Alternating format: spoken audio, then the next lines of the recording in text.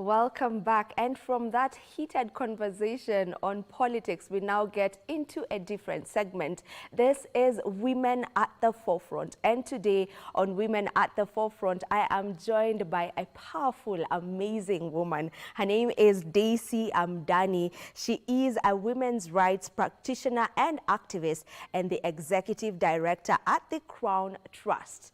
Daisy, welcome to the show. Thank you so much.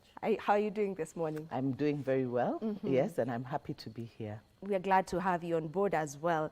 Now, I want to understand what got you into this space of being a women, like a women's activist, a women's rights practitioner. Just what prompted you into getting into that space? Actually, it was almost accidental, but maybe you know, the things that are predetermined for you, because that was not my initial career path. I trained as a hotelier in hotel management, and I was very excited because I mean that's what I enjoyed doing. I enjoyed being in that space, and I studied abroad. And after graduation, I worked for a while, but got homesick and came back home. And the first job that I applied for, I was denied that job, specifically the job that I applied for, because I was a woman. In fact, they told me, you're a little girl, you know, like, so it would be problematic. And that was the first time that I actually encountered discrimination on the basis of being a woman, because I was privileged enough to go to an all-girls school, and so I never really grew up thinking that there were any limitations to being a girl or a woman. The nuns who taught us, they taught us to aspire. The sky was the limit. So it was be your best at anything and everything. So it really wasn't any kind of discrimination. Even at home, we were not raised, we were raised as children, you know, not boys and girls. If there were chores to be done, we did them all, you know, boys and girls together. Yeah. So I never actually grew up with that distinction, understanding that there was something different about being a woman or being a girl. So this is the first time that I encountered it. You know, when you're abroad, you encounter, sometimes, unfortunately, you encounter discrimination on the basis of your race. Yeah, and I did encounter that once or twice. But never because of being female. So that was the first time I encountered it. And when I applied now to another institution, they were willing to take me, but the terms were very, very bad. Again, I discovered it was because I was a woman. And so I thought, I mean, like, what exactly is going on here? And a very good friend of mine, who is now a judge, was working in the space of women's rights. And so we were having the conversation, and I said to her, you know, you cannot believe, you know, what I'm going through. And she said, you know, discrimination against women and girls is a real thing. And so she said, why don't you come and we work together? And she had just started a Kenyan chapter of one of the international agencies, or it's Africa-based, that deals with women in law and development and all. And I remember then the first time I went to a rural community, really rural, it's very, very rural. And I encountered women who had been denied the right to education because they were girls.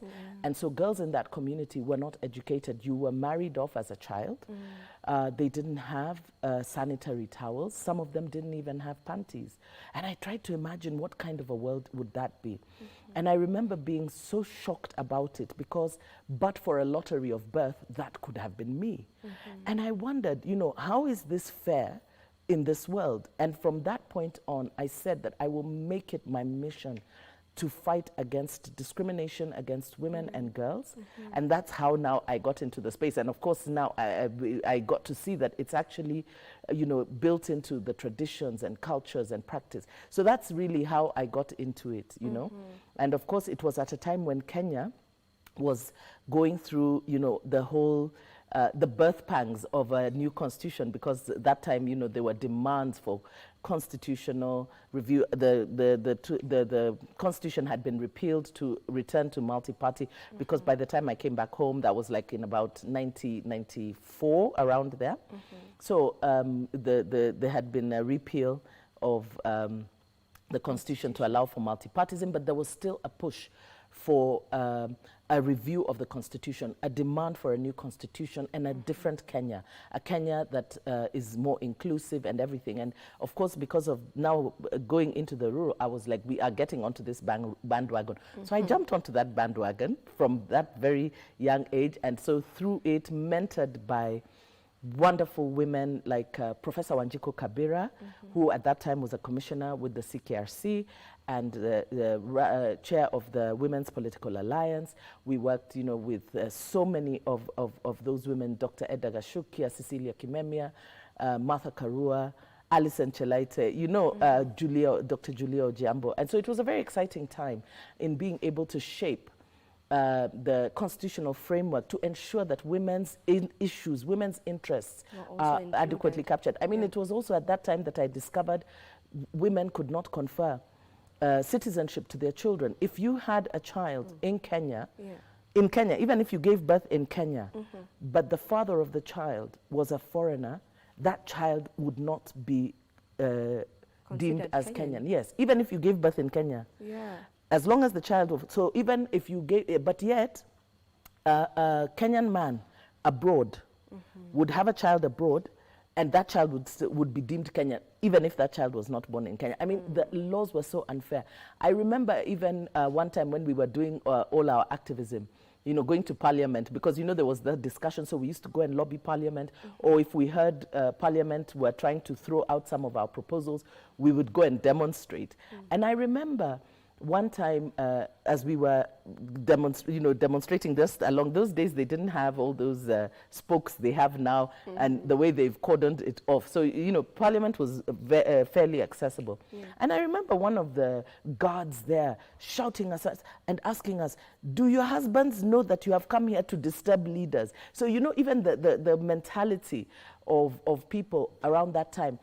I mean, you discovered that women, I mean, when we were in school, women couldn't open a bank account except by the permission of your husband. If you didn't have a husband, your father, if you didn't have a father, your brother, if you didn't have those, the pastor, the chief, as in, the state didn't even recognize women as bona fide citizens. So, I mean, it was a real thing. So, you know, when you begin to realize just what was being denied to women and girls, it was unfair, and that's how I found myself in that space. Yes, and you know, like literally, you know. And we love to see it. You know, we need more women, you know, who are really passionate about fighting for the woman of this country. Now, you're the executive director of CRAWN Trust. Yes. What is the trust all about?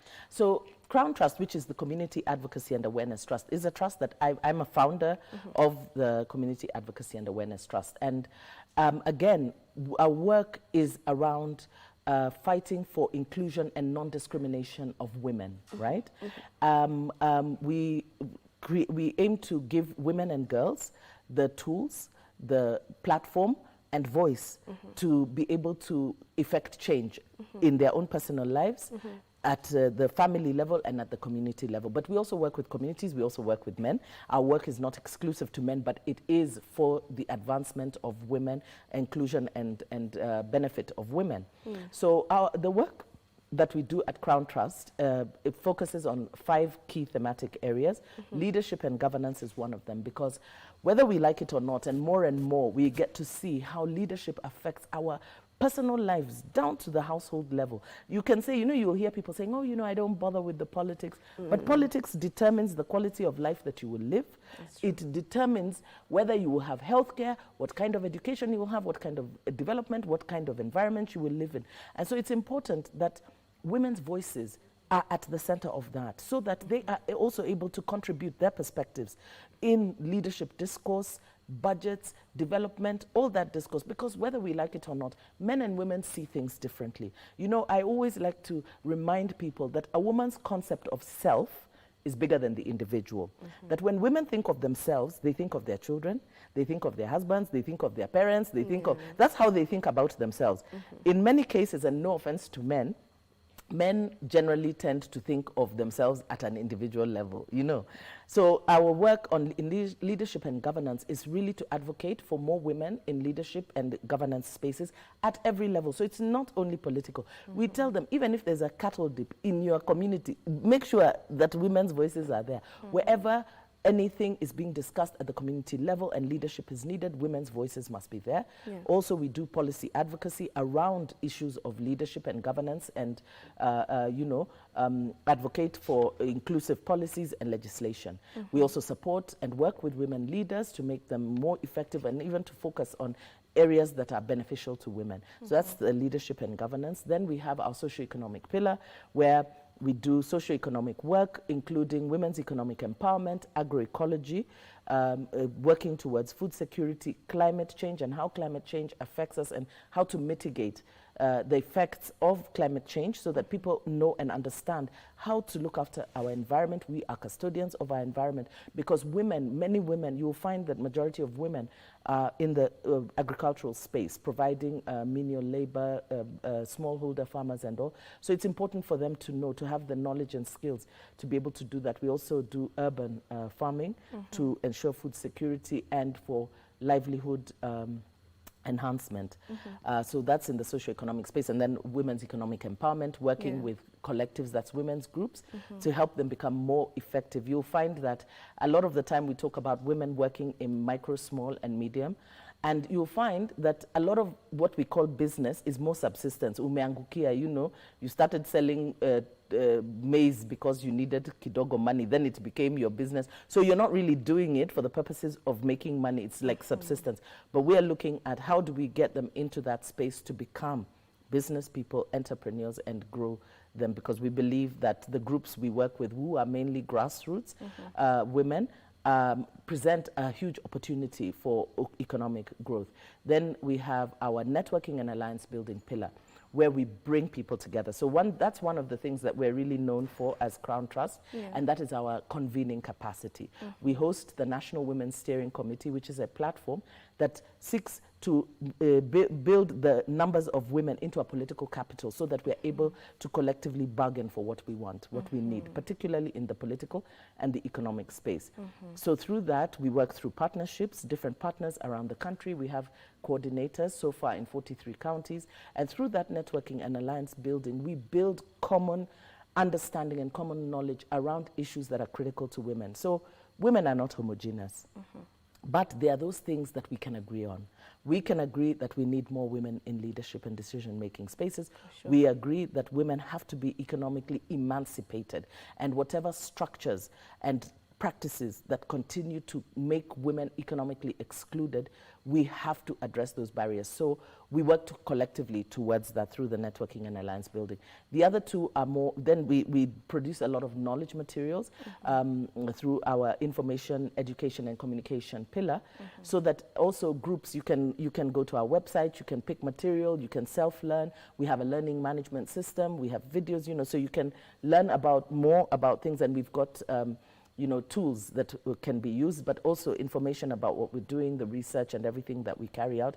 And then the last one is really building our institutional capacity to be able to do our work. So really that's what CRAWN Trust does. So yes. Yeah. Now I want to focus on the economic empowerment bit, because there's a forum that's coming up, right? Yes. That's the Women Economic Forum Kenya. Yes. That should be coming up on the 28th and the 29th. Yes. Now, what exactly is the forum all about? It was started in 2021. While starting it, what was it all about, and what's the importance of having such a forum happening in the country? Okay, so our work for a long time, much of our efforts were focused on political empowerment. But you cannot politically empower women, or anybody for that matter, without economic empowerment. I mean, we even talk about the cost of politics in Kenya. Even for the emergence of your candidature, even if it's not some of the challenges we face of, having to give out gifts and all, just to emerge as a candidate, just to put your poster, you need money for that. And not money that you're taking away from essentials. You have to have disposable income. for you to be able to do that. So we need resources. That is one, for women to be effective in the political arena. But aside from that, even at the community level, when we're talking about voters, being economically empowered can help push issues-based politics. Because you see, right now, this is my personal opinion, we continue to find that Kenyans sell their birthright for a few shillings, you know, for a few tokens. Somebody comes, they're addressing your immediate need by giving you maybe 1,000 shillings, maybe they don't even give that much, you know, or a packet of unga or whatever. And for that, you cast away your vote. However, if you're economically empowered and you're working within that economic space actively and effectively, you will be able to insist on issues because you would want to know, how is your leadership going to improve my business? What kind of policies are you going to put in place to ensure that my business grows, that I'm able to flourish and thrive in my business? Because you want to know how this is going to build you and not destroy you. So we said we must focus very seriously on economic empowerment. So the first thing that we did was we started off with a research to look at what are the challenges. Why aren't women, what are the challenges that are hindering women from moving, you know, from that micro to even small and medium or even macro? Because when you listen to the conversation around women, it's always micro, small, medium, micro, small, medium. That's the space that we put it. And it's very difficult to grow from that place because when you're micro, you're small, you're informal, you know, you are on micro loans, you know, you can't grow like that. So we said we definitely have to look, how do we bring women to become major players and contributors to economic growth? And we know that there are several challenges. So we carried out a research looking at what the gaps were, and we launched the Women's Economic Forum as a platform that will bring together policymakers, financial institutions, academicians, and different institutions that work around economic empowerment. Every time we listen to our governments are always engaging in trade agreements, we have common markets, but of what benefit are those to us? Because the government is doing that so that we're able to trade in those areas, but how many women are actively trading? Like now we have the AFCTA, the Africa Free Common Trade Area. I mean, that's a huge market, you know? And the benefit is, it is for us to trade with one another, because as Africans, we're not trading with one another. We have the EAC for us to be able to trade with one another. So these are markets, but how are we getting into those markets? How are we organizing ourselves to, you know, be able to trade our goods and services within these markets? Now, one of the strengths that women have is the power of collective working. When, from the time that women were economically excluded, they used the power of coming together to economically empower themselves through things like chamas, where you come together, you give as little as 5 shillings, but through that, because of the collective the power of being together, you're able to do more together. And so for us, that's what we saw, that how do we start bringing women? Because at individual level, we're not able to do much. Because if you look at the macro space, you don't find many women operating in that space, whether it's in manufacturing or in business. We don't have that many women. They're there, but they're not that many. Majority, the space is very male-dominated, pretty much like in the political arena. But because of the challenges that women have faced, being economically excluded, culturally not being able to inherit land or property, which is a factor of production, but also something that you can use as collateral to get money from the banks. So addressing also the barriers by doing advocacy with duty bearers to be able to change policies. Like now in the Constitution, you know, women and girls, you have the right to inherit. You can inherit your parents, you can inherit your husband. And I mean, this is not a small thing. You know, I like to remind Kenyans, when our late Vice President, Kijana Wamalwa, passed away, his wife, this is the wife of a vice president, sat down and watched as elders determined how her property, her late husband's property was going to be divided, including where the dog would go. I mean, it's so humiliating. I mean, that thing of how women are completely denied their agency and even the right to be economically productive. So it's very difficult because like you go to a bank, you need collateral. Yeah. Where are you going to get collateral when you don't have? The interest rates are very high. So, but when you come together, and I want to appreciate that the government has done a lot, yeah? So for us, through the Economic Forum, what we have done, the Economic Forum is a platform, one, to look at, every year it's topical, right? What is the situation? So at that time, we were in COVID. In fact, when we were launching our report, COVID hadn't started. So ours was to launch the report, highlight, these are the gaps that we've seen for women's economic empowerment, and these are the proposals we're making towards closing the gap. Then COVID struck. And so we were like, okay, now what do? We had to go virtual.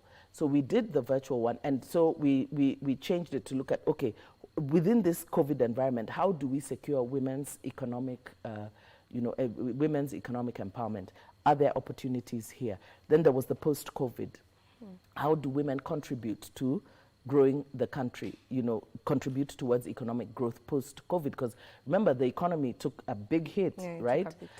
So how do women now contribute? And the government was listening. They put in place quite a few measures, the credit guarantee scheme. And we've been working with the Women's Economic Empowerment Hub. That's one of the key partners of the Women's Economic Forum. That's the Women's Economic Empowerment Hub of the University of Nairobi. So we've partnered with them every step of the way and even now, and we've been able to bring other partners on board. So we look at the current issues affecting the country and how do we position women in them. So this year, our theme is about... I'll ask you to hold that thought. We go for a short break and then we come back in a bit.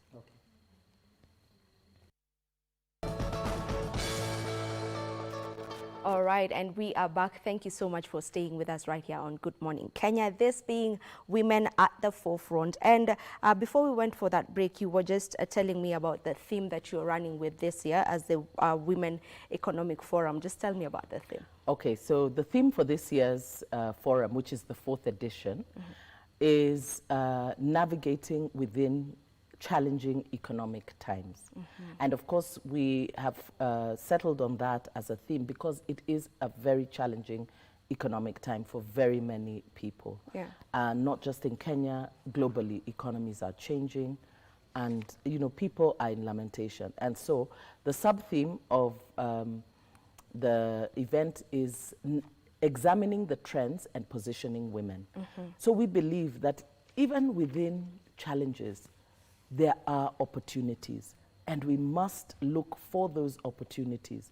We must come out of this thing of ever being in the congregation of mourners and lamentation, because whether we like it or not, and this is an attitude that we've said that we really must build among ourselves as women and Kenyans as a whole, is that this is our country. If Kenya goes bad, it goes bad for everybody. All of us. But if Kenya succeeds, it succeeds for us all. And therefore, it is incumbent upon us all. We have a responsibility to build towards making sure that Kenya works. And because our work focuses on women, how do we get women to contribute towards economic growth, contributing to rebuilding Kenya from the economic devastation that we are currently witnessing, that was brought about by COVID and that's debt and everything. So we will be looking at various topics, and there are many initiatives, there are many opportunities that are there. And you find that a lot of people just don't know where the opportunities are.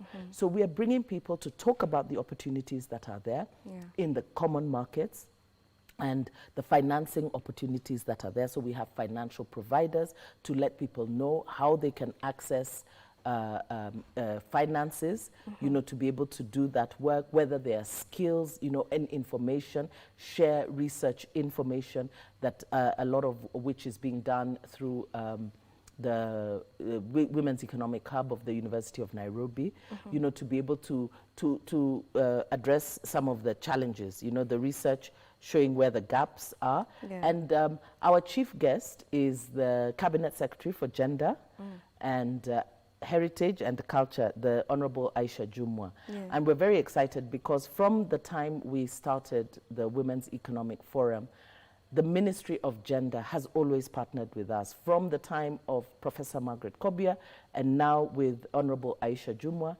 They have always partnered with us. So on this, we are collaborating with government and key development partners. Among them, of course, I've said the Women's Economic Empowerment Hub of the University of Nairobi. We have Christian Aid that are also partnering with us in this.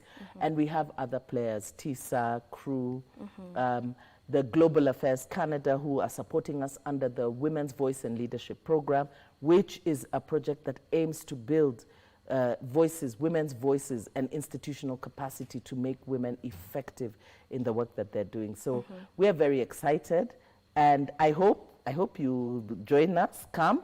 By the way, even for young people, you know, sometimes when we have these conversations, people think that we are not thinking, we're looking at even for young people. You know, we've discovered there are so many opportunities.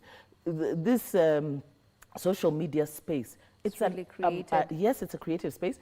We're going to have one of our guests is going to be in Jugush. Okay. Yes, he's going to be there because, you know, he's a very popular. Yeah, and he's really known how to navigate that space, making money. Yes, and we will have people from Google and YouTube letting people know, the young people know how they can monetize their content, how they can, how innovative ways. There's even gaming. Did you know? You know, Kenyans are known very well for their athletic prowess. But did you know that there are video games and that there's even a Commonwealth Games of video games? And we have some very serious players in Kenya. So we're going to be talking about that also. We're going to showcase spaces that people don't traditionally think of, you know, and of course the agricultural space, because we can't run away from agriculture. Agriculture is one of the biggest contributors to the economy, but how can we be more efficient, you know? We will have people from the Association of Manufacturers, the State Department of Micro and Small Enterprises, and our message is actually to women that, first of all, even though that these are challenging economic times, the only way is up. So we see this as an opportunity for women to grow and contribute significantly towards our economic rebound. But also come and see where new spaces are. And we want to move women from that micro space. We want to change this conversation. We don't want to continually speak of micro, small, informal. We're saying, let's formalize. We also want to bring KRA on board to demystify this issue of taxation, because even though we are feeling pressed, yes, but you know, you can't continue in the informal space. If you are going to grow, you're going to have to formalize. And that means that you're going to have to engage with our tax people. And so we want them to come. We are also making recommendations because we believe that the government there's plenty of room for government to enhance some of the policies so that they don't make it frightening for people or chase people away from that space and push people into informal and dark spaces. We want women to work, you know, in the open spaces, and we want to harness the power of collectives to be able to, you know, meaningfully operate within these new spaces that are being created. Speaking of the government, maybe how have they come in as at now in terms of helping with, you know, the project that you're having? Well, in terms of joint planning, the government has come in. And I want to say this, like from last year, the recommendations that we make, they're very keen on the recommendations that we make, and they have taken up the recommendations. Many of the recommendations we've made have already been taken up. We saw about 2 or 3 days ago, the government just validated the care policy. One of the areas that we have been adamant about, and from the last forum, we said the issue of unpaid care and the care economy has to be addressed, right? And the government must recognize women's contribution, because you see, that care economy is actually invisible. So it needs to be visibilized, because you can't say that because women are looking after children at home, they're doing chores and everything, that's not work. Because for you to come out of your house, you pay somebody to do that work. But when you do it, you're not paid. But it contributes towards growth. And the unpaid, that care economy contributes significantly to what is considered the formal economy. So the care work, the washing, the cleaning, the, you know, looking after the home, it helps those that are now in the formal economy, the one they call work, to be productive. So it cannot be said to be women doing nothing. You know, you will hear, sometimes you ask women, what do you do? Oh, I don't do anything. I'm just a housewife. Yeah. That's not anything. That's a lot of work. Looking after children, raising children, being in the home, that is work. It's not nothing. And it must be recognized.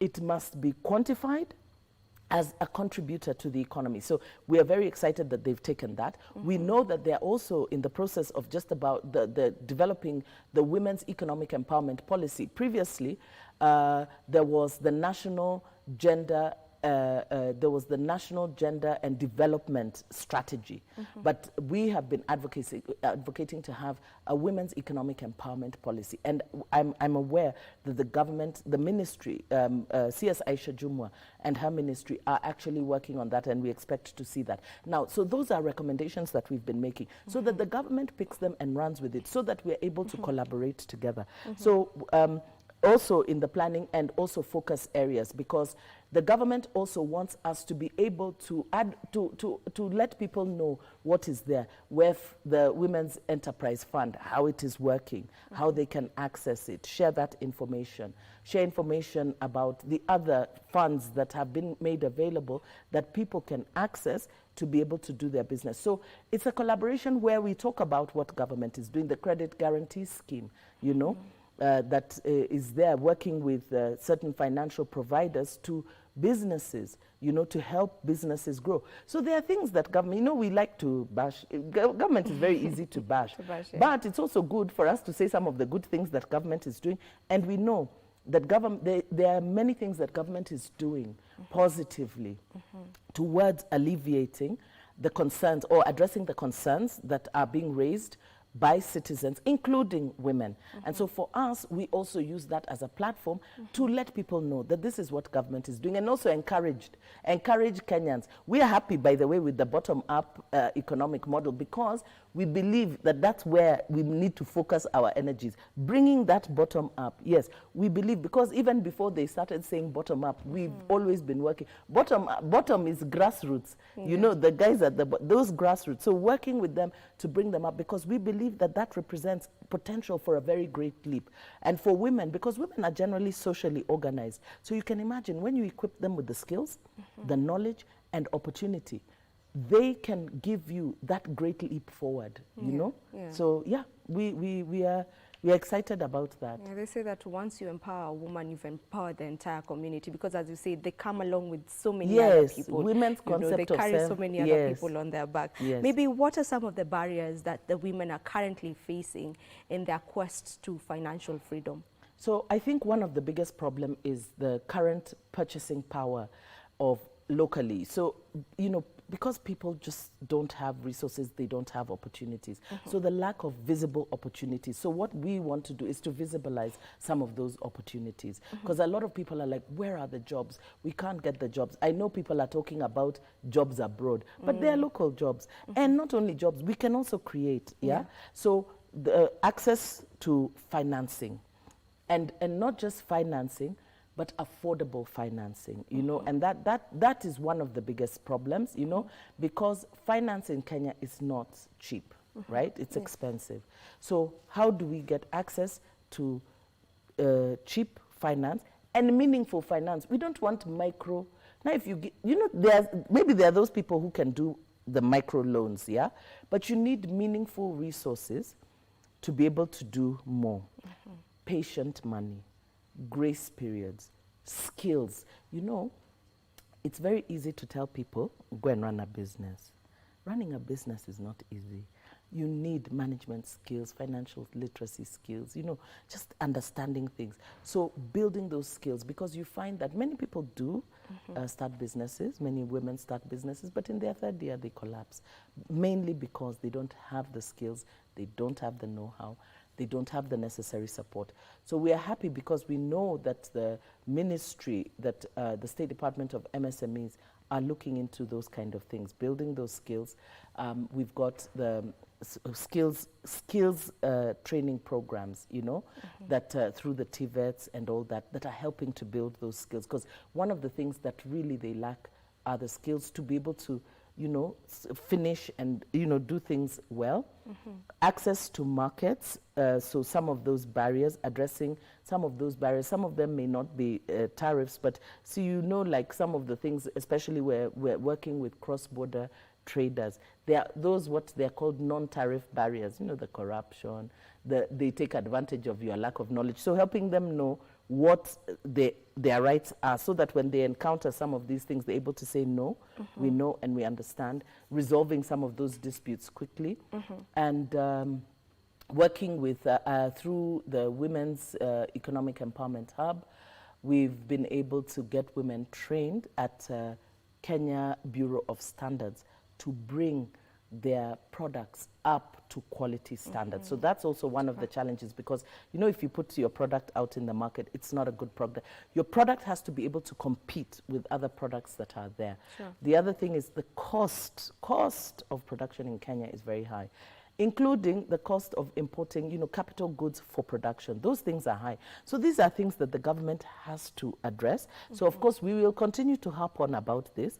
But we know that even sometimes when they look like they're not listening, they do listen, they come across, they do things here and there. And we have a good champion in Honorable Aisha Jumwa, the CS.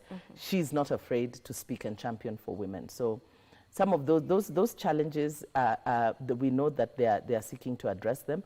And we, you know, with some of the things, I know the government also, the recognition of prior learning, you know, even to be able to access opportunities for further training. You know, like if you've not been to school, if you don't have the papers, those qualifying papers. So, you know, you are basically locked out. But now we have the recognition of prior learning.